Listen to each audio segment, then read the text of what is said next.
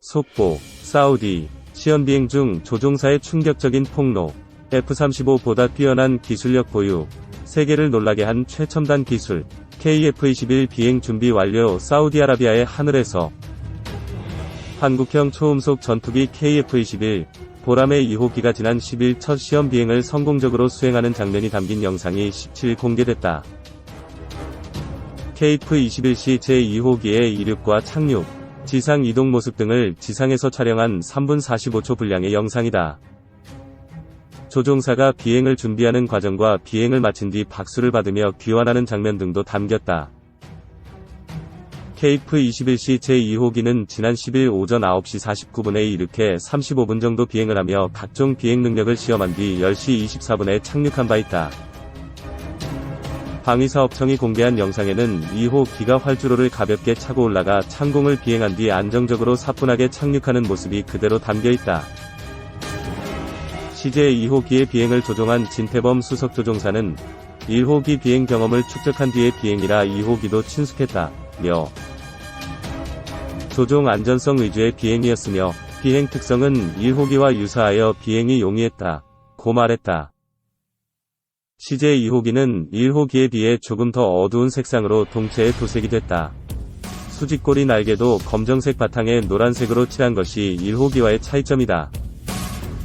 앞으로 양산될 전투기에 적합한 도색을 찾기 위해 시제기별로 각각 다른 도색이 적용된다는 설명이다.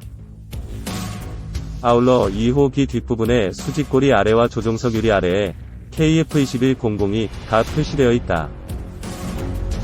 방위사업청은 지난 7월 19일 KF-21시 제1호기의 초도 비행에 이어 2호기도 시험 비행에 성공함에 따라 한국형 전투기 KF-21의 원활한 성능 검증을 이어갔다고 평가했다. 점이 호기의 비행 성공에 따라 앞으로 KF-21 전투기는 2대의 항공기로 비행 시험을 수행하게 될 예정이다.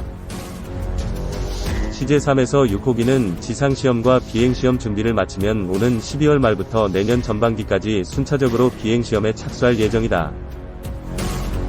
이 KF-21 생산 수출도 한미 관계와 직결. 한국형 전투기 KF-X 사업이 지난 2002년 제197차 합동참모회의에서 장기 소요로 사업 추진이 결정된 지 20여 년 만인 지난 9일 KF-21 보라매라는 이름으로 정식 출고됐다. KF-X는 체계 개발에 착수한 지 5년 만에 시제기가 출고되는 기적과도 같은 속도로 개발이 진행됐다. 당초 목표는 F-16 플러스급 전투기로 설정됐으나 개발 과정에서 여러 목표가 상향 조정되면서 5세대에 필적하는 수준으로 개발됐다. 현재까지 알려진 재원들을 종합하면 전반적인 성능에서는 유럽의 유로파이터, 프랑스의 라팔, 러시아의 수-35를 능가하는 수준의 능력을 발휘할 것으로 기대되고 있다. 모두 120대가 배치될 KF-21은 공대공 전투 능력만 보유한 블록 1버전이 2026-2028년 40대 성능 개량을 통해 공대지 공대함 능력을 보유한 블록 2버전이 2032년까지 80대 배치될 예정이다. 2030년대 초부터는 추가 성능 개량을 통해 중거리 공대공 미사일 2발과 소형 활공유도 폭탄인 SDB 4발, 즉 F-35A의 절반 수준의 내부 무장 능력을 갖는 스텔스기로 발전시킬 것이다. KF-21의 핵심 성능을 몇 가지 보면 우선 레이더는 F-35에 필적하는 1200개의 TR 모듈로 만들어져 중국의 J-11 전투기 정도는 250km 이상에서 탐지할 수 있다. 레이더, 전자광학, 적외선 등 각종 탐지 장비를 활용해 조종사에게 알려주는 센서 퓨징 능력은 이미 5세대급이고 기동력은 현재 미 해군 주력 전투기인 F-A-18 슈퍼호넷보다 낮다. 슈퍼호넷과 같은 엔진을 쓰지만 더 가볍고 설계가 더 선진적이기 때문이다. 무장도 국산은 물론 유럽제와 미국제 등 다양하게 쓸 수 있는 장점이 있다. KF-21 성공의 핵심은 수출이다. 목표 기체 가격, 플라이어웨이 코스트를 6,500만 달러로 제시했는데 F-A-18 슈퍼호넷은 6,700만 달러 선에 형성돼 있고 중국 스텔스기 FC-31은 7천만 달러 수준이다. 물론 전투기의 실제 판매가인 프로그램 가격, 프로그램 코스트는 교육훈련과 무장, 여유 부품, 행정 비용 등을 포함해 플라이어웨이 가격의 2.5배 수준에서 책정된다. 즉, KF-21의 실제 판매 가격은 대당 1억 3천만 달러 수준에 형성될 것으로 보인다. 현재 4.5세대급에서 최정상급이라는 라팔이나 유로파이터의 프로그램 가격이 2억 3억 달러 이상이므로 목표대로만 되면 유럽제에 비해선 가격 경쟁력이 있다. 물론 KF-21의 실제 판매 가격이 현재 KAI가 발표한 목표 가격대로 이뤄질 가능성은 작다.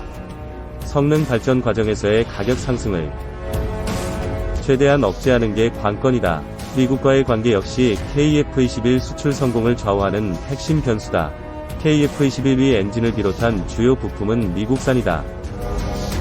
최근 미국과 사이가 틀어진 터키가 탱크, 공격 헬기 등 주요 무기체계 생산 중단 사태를 맞았다. 우리가 아무리 수출하고 싶어도 미국이 미국산 부품에 수출 허가를 내주지 않으면 KF-21의 수출은 불가능해진다. 한미 관계가 틀어지면 KF-21은 수출은 고사하고 내수용 생산이 불가능해질 수도 있다.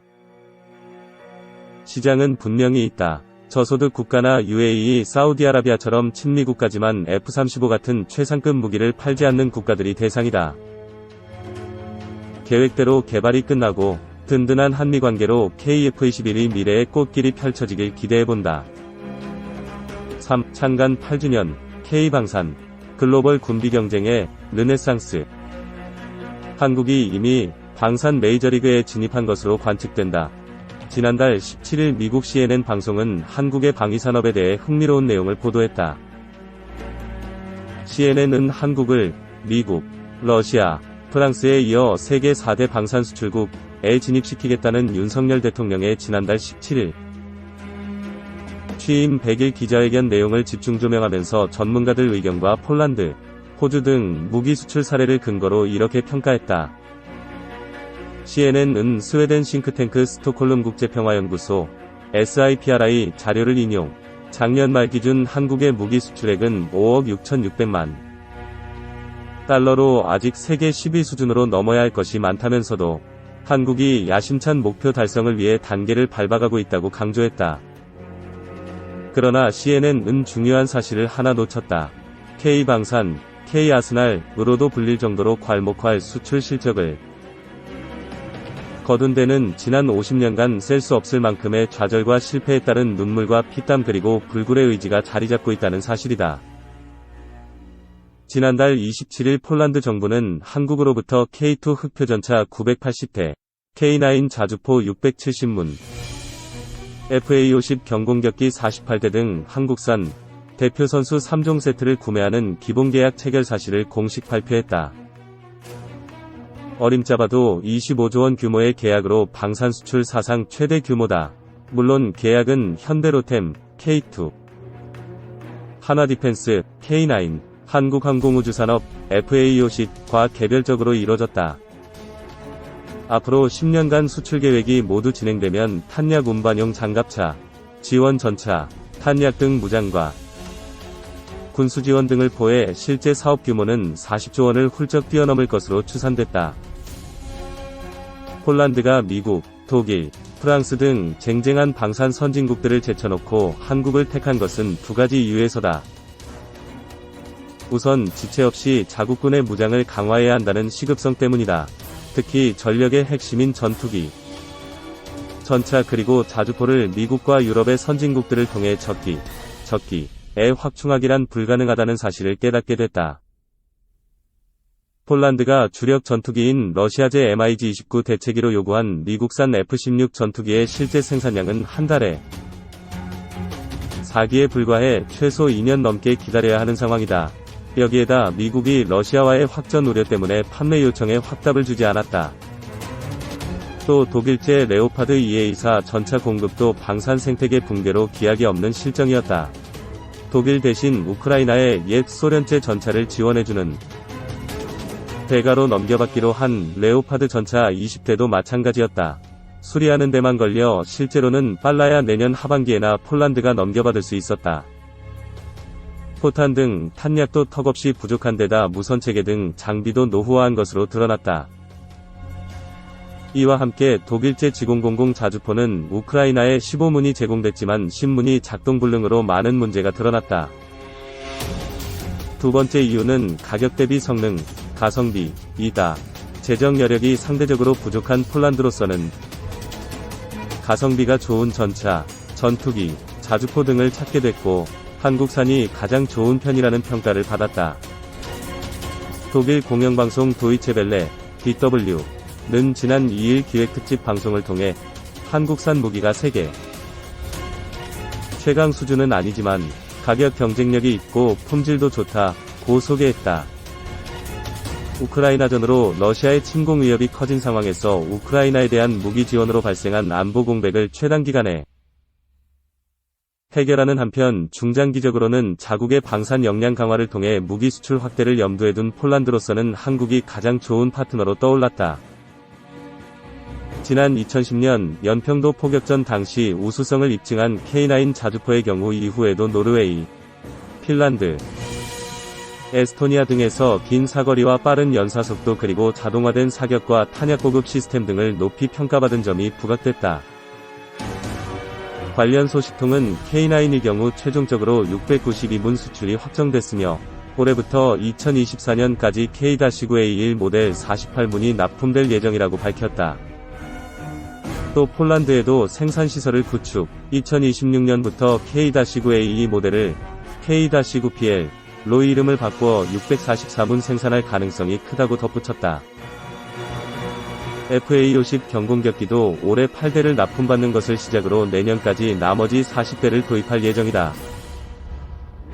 KAI는 특히 폴란드에 종합정비창을 설치, 2024년부터는 능동형 위상 배열 레이더 AESA를 탑재한 FA-50PL 버전도 생산할 계획인 것으로 알려졌다. 전문가들에 따르면 미국 록히드 마틴의 기술을 토대로 개발된 T-50 고등훈련기와 동체가 같은 대다 강력한 F404 엔진을 탑재해 마하 1.5 속도를 낼 수 있는 FA-50기는 미니 F-16으로 불릴 만큼 가성비가 높다.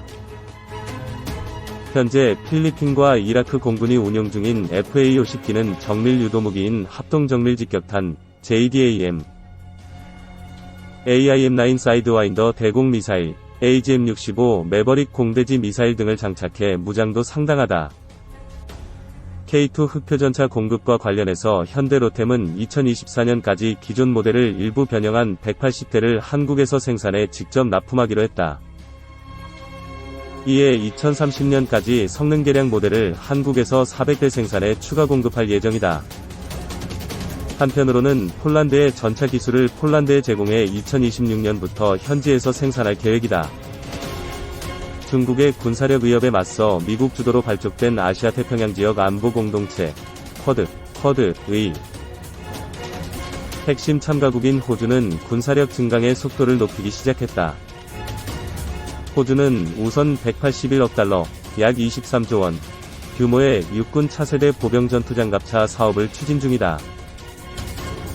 이 사업과 관련해 하나디펜스는 궤도형 차세대 보병 전투장갑차 레드백으로 수주에 열을 올리고 있다. K-21 장갑차를 기반으로 호주 현지 조건에 맞춰 개발한 레드백은 무게 사이티, 최대 시속 65km, 30mm 기관포, 원격 사격 통제체계 등을 적용한다. 레드백은 지난 2020년 독일 라인메탈 디펜스의 링스케이프-41과 함께 최종 후보로 선정됐다. 하나디펜스는 시험평가용 시제품 3대를 호주에 납품하는 계약을 일사천리로 맺었다. 우선 협상 대상자는 9월쯤 선정될 것으로 알려졌다.